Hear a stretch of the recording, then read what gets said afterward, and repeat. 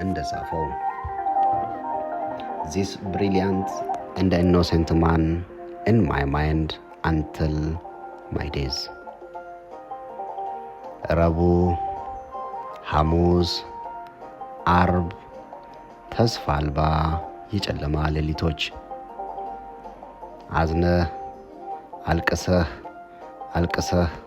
አልቅሰህ የማይወጣልህ ህመም በድቅድቅ ጨለማ በእኩለ ሌሊት ከእንቅልፉ ተቀስቅሶ የፍጥኝ ታስሮ የተገረፈ አንድ ምስኪን ሰው በሰደፍ ጭንቅላቱ ተቀጥቅጦ የወደቀ ብርቱ በዛ ጨለማ ጥይት የዘነበበት በድብደባ የዛለ ገላ በቆሻሾች ቆሻሻ ውስጥ የተጣለ ንጹህ ሰውነት ይህ የዛች ክፉ ሌሊት ምስል ነው። ይህ ምስል የምንጊዜም ቁስላችን ሆኖ ልባችን ውስጥ በፍሬም ተሰርቶ አብሮን ሊዘልቅ ግድ ነው። ይህን ህመም የትኛውም ሐኪም አያክምልንም። እየታመምን ይዘነው እያልን እንዳቃሰትን እንደዋተትን እስከ መጨረሻዋ ቀን እንዘልቃለን።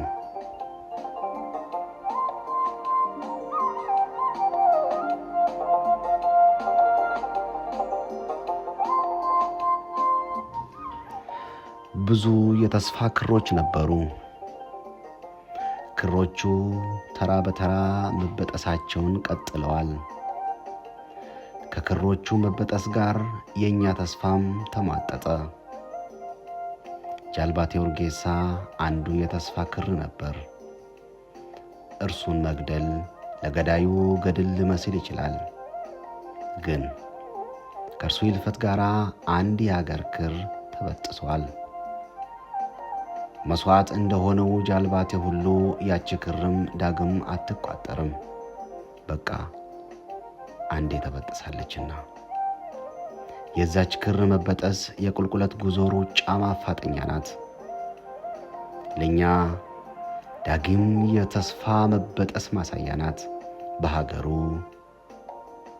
በመንግስቱ፣ በህዝቡ ተስፋ መቁረጫ ካርድ ናት።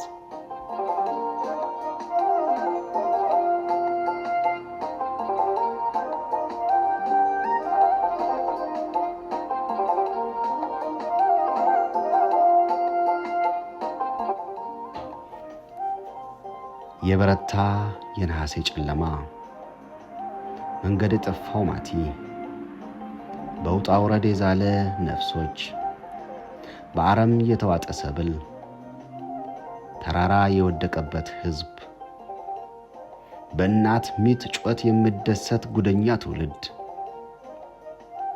ጋን ሞልቶ የፈሰሰ ደም ደጃፍ የሞላ አስከሬን በአስከሬን ላይ የምራመድ የነገው አስከሬን ጃልባቴ ኡርጌሳ ነፍስህ በሰላም ትረፍ።